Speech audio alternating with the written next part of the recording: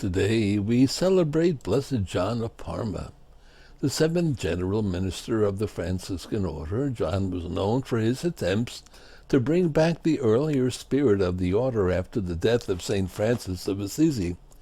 He was born in Parma, Italy in 1209. It was when he was a young philosophy professor known for his piety and learning that God called him to bid goodbye to the world he was used to and enter the new world of the Franciscan order. After his profession, John was sent to Paris to complete his theological studies. Ordained to the priesthood, he was appointed to teach theology at Bologna, then Naples, and finally Rome. In 1245, Pope Innocent IV called a general council in the city of Lyon, France. Crescensis, the Franciscan minister general at the time, was ailing and unable to attend. In his place he sent Friar John, who made a deep impression on the church leaders gathered there.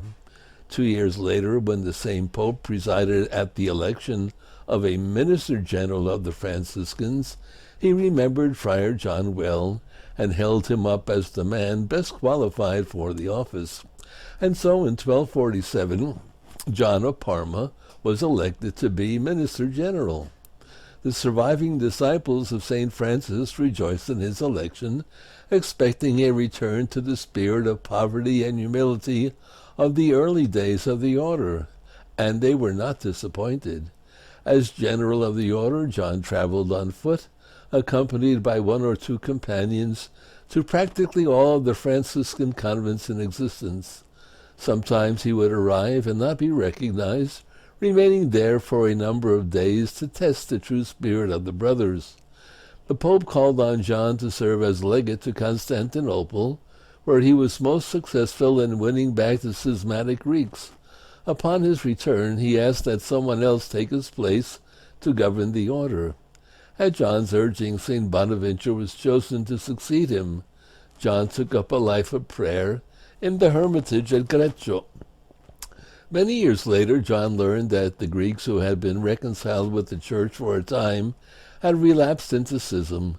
Though 80 years old by then, John received permission from Pope Nicholas IV to return to the East in an effort to restore unity once again. On his way, John fell sick and died. He was beatified in 1781. Blessed John of Parma. If you read the history of the order, you'll find that these were very interesting days. You can imagine what it was like to go into a friary as the general of the order and not be recognized for several days. Very interesting. But God bless them all.